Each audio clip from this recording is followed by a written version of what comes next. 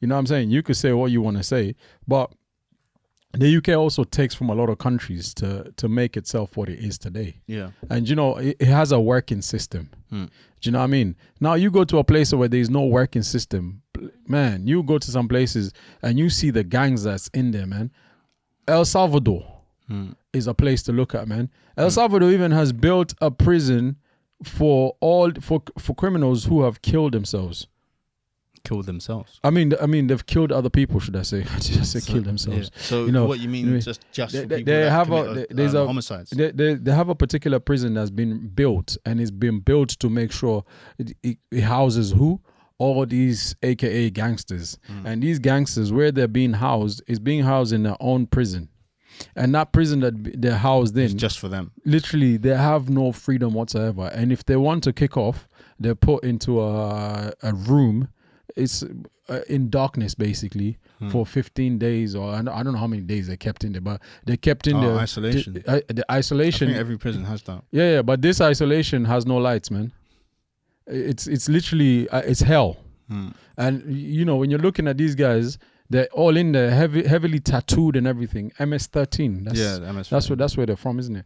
But these guys are heavily tattooed, and these guys are people who are in gangs because the system wasn't really looking after them. And let's be honest, that part of the world, the system is not 100% together. It's not 100% together. So when I see put things together well. Yeah. So when I see London people talking about gangs, it confuses the hell out of me, because I'm like, so what exactly is your struggle, man? If you haven't got a job, you've got job seekers allowance, which job seekers allowance actually helps to pay you for a time period till you find another job. Yeah, the thing I think it is, you go some countries, you ain't got a job, you ain't got nothing. It's the levels of living is different. The standards of living is different. So, like you say, like in one country, what the standard of living that they have is on a different level to what we have.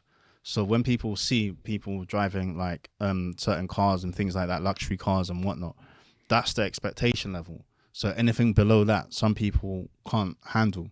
And I think as well, when they look at the opportunities that are there for them, they're thinking, wow, that's not good enough. You know what I mean? Whereas in another country, like they all grab that with two hands and say, yes, give me that. Listen. So it's just different expectations and different standards of living. Our standards of living over here, what we call rock bottom, is probably medium to high in another country. So you can't be rock bottom. Like you're saying, it's just different the countries imbalance have doesn't make sense. Different systems and what they can provide is so this London gang different thing, levels, isn't it? Or UK gangs and this person is in a gang. What exactly are you trying to achieve from that gang? I know most of you are trying to sell drugs to the best way you can sell drugs, but what is a long-term gain for somebody who sells drugs? There isn't a long-term in somebody who sells drugs. Pablo Escobar is a prime example. What did they do? He was making billions.